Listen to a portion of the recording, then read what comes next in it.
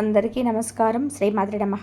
వృశ్చిక రాశి వారు ఏప్రిల్ 16, 17, 18 తేదీలో వినబోయేటువంటి అశుభవార్తలు ఏంటి, అలాగే ఏ దేవత ఆరాధన చేయడం వల్ల ప్రతికూలమైనటువంటి రోజును అనుకూలంగా మార్చుకోవచ్చు అనేటువంటి పూర్తి అంశాల గురించి మనం ఈ వీడియోలో తెలుసుకోబోతున్నాం.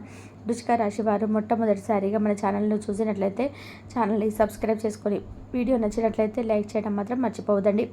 ఇక కామెంట్ బాక్స్లో ప్రతి ఒక్కరు కూడా ఓం నమః శివాయ అని కామెంట్ అయితే తప్పకుండా రాయండి. ఇక వృశ్చిక రాశి వారి మనస్తత్వాన్ని పరిశీలించినట్లయితే కనుక సహనానికి మారిపోయారని చెప్పుకోవచ్చండి. వీరు ఎంత సహనంగా ఉంటారంటే మిగతా రాశులతో పోల్చుకుంటే కనుక వృశ్చిక రాశి వారు చాలా అంటే చాలా ఓపికగా ఉంటారనమాట. మీరు ఎంత సహనంగా ఉన్నా కానీ, మీరు ఎంత మంచిగా ఉన్నా కానీ మీ పైన ఓర్వలేనటువంటి వారు, మిమ్మల్ని చూసి అసూయ పడే వాళ్ళు చాలామంది ఉంటారండి. అంటే ఆ శత్రువులు మీ చుట్టే తిరుగుతూ ఉంటారనమాట. చాలా తెలివిగా మిమ్మల్ని ఎప్పుడెప్పుడు అణిచివేయాలని ఎదురు చూస్తూ ఉంటారు. కానీ మీరు సహనంతో ఎప్పుడు కూడా ఉంటారు కాబట్టి ఆ దేవుడు దైవానుగ్రహం కూడా మీకు ఎప్పుడు కూడా అనుకూలంగా ఉందండి. వృశ్చిక రాశి వారి రాశి చక్రంలో 8వ రాశి, రాశికి అధిపతి కుజుడు. ఇక వీరికి వ్యయం అనేది 2, ఖర్చు అనేటివి కొంచెం ఎక్కువగానే ఉంటాయన్నమాట. అంటే సంపాదించిన దానికంటే కూడా వీరి ఖర్చు అనేది ఎక్కువగా ఉంటుందండి. ఎంత సేవింగ్ చేయాలనుకుంటారు కానీ ఆదాయం ఏంటంటే 2 రేట్లు మాత్రమే చేయగలుగుతారు. అలాగే ఆరోగ్యం అనేది కూడా 3, అనారోగ్యం కూడా ఏమీ లేదు. ఆరోగ్యపరంగా అయితే మీరు పుష్కలంగానే ఉంటారండి. అనారోగ్య స్థితి నుంచి కొంచెం అంటే రానట్టుగా వచ్చి వెళ్ళిపోతుంటాయి అనమాట. అటువంటి వాటి పట్ల మీకు పెద్దగా ఇబ్బంది అయితే ఉండదు. ఇక సంతోషం విషయానికి వస్తే సుఖ దుఃఖాలు రెండింటినీ కూడా సమానంగా స్వీకరిస్తారనమాట.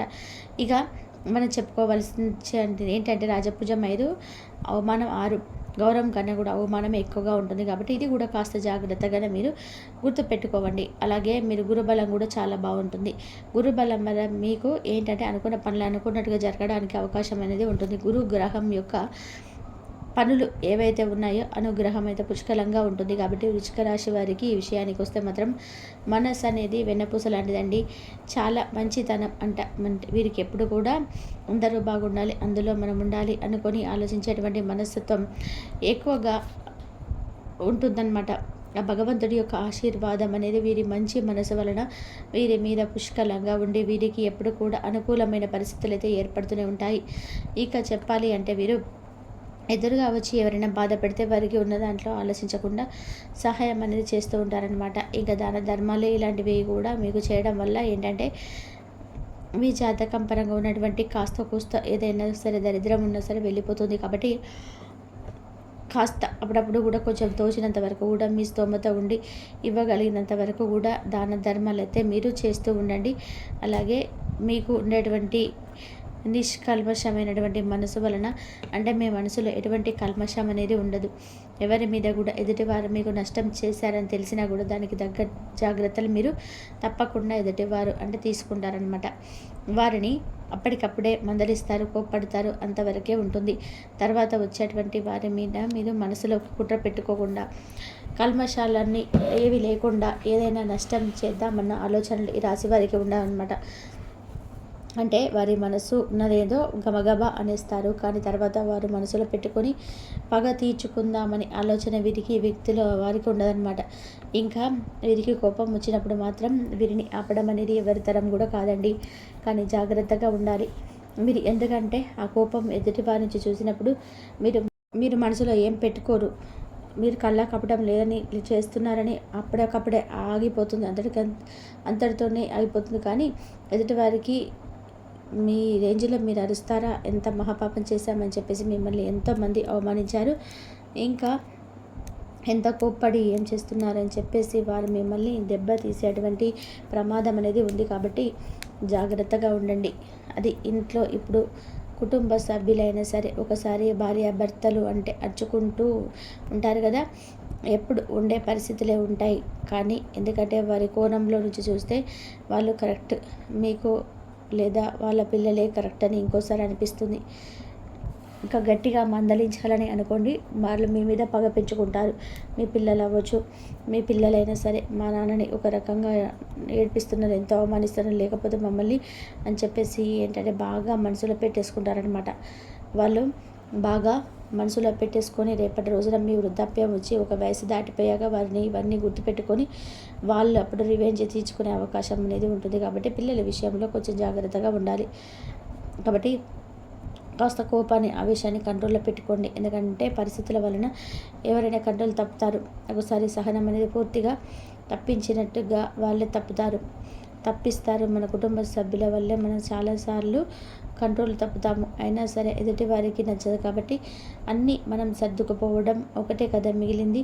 కానీ బయట వాళ్ళ విషయంలో కూడా చాలా వరకు కూడా జాగ్రత్తగా ఉండాలి మరి. ఎందుకంటే అందరూ మంచి వాళ్ళే, మన వాళ్ళే అనే ఉద్దేశంతోటి ఫ్రెండ్స్ కానీ లేదా ప్రతి విషయాన్ని కూడా మీరు ఏంటంటే షేర్ చేసుకుంటూ ఉంటారు. వారి వల్ల మీకు ఏంటంటే నష్టపోయే అవకాశాలు కూడా చాలా ఎక్కువగా ఉన్నాయని చెప్పుకోవచ్చండి. ఎందుకంటే ఆల్రెడీ మీరు గతంలో ఇట్లా ప్రతి విషయం కూడా మీరు చెప్పే విషయము ఏదైనా కానీ చెప్పకూడని మనసులకి మన ఫ్రెండ్స్లే కదా, మనలాగే మనుషులే కదా, మన బంధువులే కదా అని చెప్పి మనం అనుకుంటూ ఉంటాము అని చెప్పేసి అన్ని చెప్పి నష్టాల పాలవుతారు. అసలు వాళ్ళు ఎవరన్నది కూడా ఐడియా ఉండే ఉంటుంది. మీరు ఒకసారి ఆలోచించుకోండి.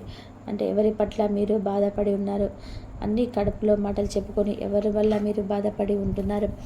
ఇక ఒకసారి మీరు అర్థం చేసుకొని దానికి కాస్త దూరంగా ఉండండి. జనానికి కలిసిపోయే రోజులు కాదండి ఇవి. జనంతో దూరంగా ఉంటేనే మనకు మర్యాద. ఈ రోజులలో దూరంగా ఉంటేనే మనకు మంచిది. ఎందుకంటే మీకు అవమానం అనేది చాలా ఘోరంగా ఉంది. ఇంకా రాజపూజ్యం, అవమానం ఎక్కువగా ఉన్నాయి. ఎంత రాజపూజ్యం వస్తుందో అంతకంటే ఎక్కువ కూడా అవమానం కూడా వస్తుంది. కాబట్టి అవమానం పడేటువంటి స్థితికి గ్రహణం అనేది కొంచెం ఎక్కువగా ఉంది. కాబట్టి మీరు కొంచెం జనంతో ఎక్కువగా ఉండొద్దు. జనంతో తక్కువగా మాట్లాడండి. అవసరమైనంత వరకే మాట్లాడండి. తక్కువగా ఉచిత సలహాలు ఇచ్చే ప్రతి విషయంలో జోక్యం చేసుకోవడం అంత మంచిది కాదు. సర్దుబాటు చేయాలని అనుకోవడం ఇట్లా ఏది వద్దు. ఎందుకంటే ఎవరు పిచ్చోళ్ళు కాదు. ఈ రోజులలో మనం సలహాలు ఇచ్చినా కూడా ఎవరు తీసుకుంటున్నట్టు నటిస్తారు జస్ట్ అంతే. కాబట్టి ఒకరికి సలహాలు ఇచ్చే రోజులు కాదు ఇవి. వాళ్ళకన్నీ తెలుసు కాబట్టి మన పనిని మనం చేసుకోవడం కన్నా ఉత్తమమైనది ఇంకోటి లేదని చెప్పుకోవచ్చు. వీటిల్లో తలదూర్చి మనం ఇరుక్కుపోయేటువంటి పరిస్థితులు అనేటివి ఉంది. జగనం ఏంటంటే ఇప్పుడు తీసుకునేటువంటి రోజులైతే కాదు. మనల్ని ఎప్పుడెప్పుడు ఎదురు తిరిగి నన్ను అంటావా అని మనల్ని డిమాండ్ చేసేటువంటి జనంతో అవమానం అనేది మనకి ఎక్కువగా ఉంది. అలాగే మీ రాశి పరంగా మీకేంటంటే నిగ్రహం కూడా మీకు అనుకూలంగా లేదు. అంటే కొంతవరకు ఇబ్బందులు వచ్చేటువంటి అవకాశం ఉంది. కాబట్టి పరిహారాలు చెప్తాను. దానివల్ల మీరు బయటపడే అవకాశం అనేది ఉందని చేసుకోవడం వల్ల దానివల్ల ఖర్చులు కూడా మీకు ఎక్కువ ఉన్నాయి. మనం చూసినట్లయితే వ్యయం చేసేటువంటి ఆదాయం ఎంత ఉందో ఖర్చు కూడా అంతే ఉంటుంది. మీరు అప్పులు కూడా చేయాల్సినటువంటి పరిస్థితి అయితే ఉంటుందన్నమాట. సంపాదన ఏమో తక్కువ, ఖర్చులేమో ఎక్కువ. అంటే ఇది సరిపోక మీకు అప్పులు చేసేసి కుటుంబాన్ని జరుపుకోవాల్సినటువంటి పరిస్థితి అనమాట. మరి అప్పులు లేని జీవితం గడపాలి అంటే మన జనాలతో ఎక్కువగా ఉండకూడదు. ఏది కూడా మితంగా ఖర్చు పెట్టకూడదు. ఉన్న దాంట్లోనే సర్దుకుపోవాలి. మళ్ళీ అసలు బాకీ అనేది చేయకూడదు. ఏంటంటే కాస్త ఖర్చులు తగ్గించుకున్నటువంటి ప్రయత్నాలు అనేవి చేయాలి. లేకపోతే చాలా ఇబ్బంది పడేటువంటి అవకాశాలు కనిపిస్తున్నాయి అన్నమాట. ఇప్పుడు అవసరం అనుకుంటే ₹1 ఖర్చు చేయండి. ఏముందిలే, ఇప్పుడు మనం బట్టలు కొనుక్కోవాలనుకోండి, ఇప్పుడు అవసరమా, డబ్బులు లేవు కదా అని చెప్పి మీ మనసును సర్ది చెప్పుకోండి. ఇలాంటి ఆలోచన చేసినప్పుడే కదా మనకు వృధా ఖర్చులు అనేటివి ఉండవు. అత్యవసర పరిస్థితుల్లో మాత్రమే డబ్బు ఖర్చు పెట్టడానికి ముందుకు రండి. అలానే మీ ఖర్చులను తగ్గించుకోవడం, మీ సంపాదన ఆదాయం పెరిగేటువంటి ఆలోచన చేయడం, అవకాశాలను ఎదురు చూడడం చేస్తూ ఉండండి. అప్పులు వదిలించుకునేటువంటి అవకాశం అనేది ఉంది. కాబట్టి మీ చేతిలోని ఏదైనా ఉంది. మన పరిస్థితి బాగా లేనప్పుడు మనం ఎవరు కూడా సహాయం అనేది చేయరు. తప్పకుండా మన పరిస్థితిని మనమే చూసుకోవాలి. ఎవరు కూడా మనము ఒకరి ముందు చేయి చాపి అడిగినప్పుడు అసలు ఇవ్వరు. కానీ మన దగ్గర ఉన్నప్పుడు మాత్రం ఎగబడి మన దగ్గరికి అందరు కూడా వస్తూ ఉంటారు. అది ఏంటో ఈ కాలమే అంత. కాబట్టి ఉన్న దాంట్లోనే ప్రశాంతతను వెతుక్కుని ఉన్న దాంట్లోనే సంతృప్తిగా ఉండి, మీకు అవమానం ఎక్కువగా ఉంది, రాజపూజం కూడా ఉంది, రెండింటినీ కూడా సమానంగా ఉంది. కాబట్టి మీరు తప్పకుండా రాజపూజం కన్నా అవమానం ఎక్కువ ఉంది. కాబట్టి మీరు కొంచెం అవమానం అయ్యే విధానంగా ఉంటుంది. కాబట్టి జాగ్రత్తగా ఉండండి. ఇంకా ఎప్పుడు కూడా అంటే శివనామ స్మరణ చేసుకుంటూ ఉండండి. 108 సార్లు శివుడి జపం చేసుకుంటూ ఉండండి. ఓం నమ శివాయ అని 108 సార్లు అనుకుంటూ ఉండండి. ఇంకా లలిత సహస్రనామాలు కూడా చదువుతూ ఉంటే మీకు రేపటి రోజున అంటే 16, 17, 18 తారీఖులలో చాలా అనుకూలంగా ఉంటుందన్నమాట. ఇంకా వృత్తి, విద్య, ఉద్యోగ, వ్యాపారాలలో అన్నిట్లలో లాభదాయకంగా ఉంటుంది.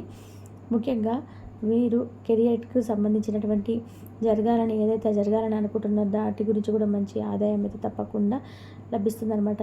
మంచిగా ఏదైనా సరే బిజినెస్ స్టార్ట్ చేయాలనుకుంటున్నారో వాటి నుండి మీరు తప్పకుండా ఒక మంచి ఫలితం అయితే లభిస్తుందన్నమాట.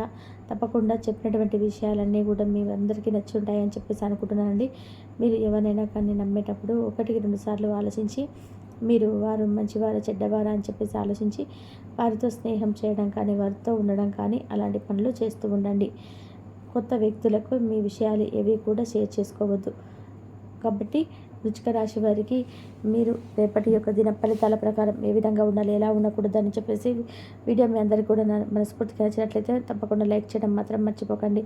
ఛానల్ని సబ్స్క్రైబ్ చేసుకొని సపోర్ట్ అయితే చేయండి. ఇంతవరకు చూసినందుకు ధన్యవాదాలు.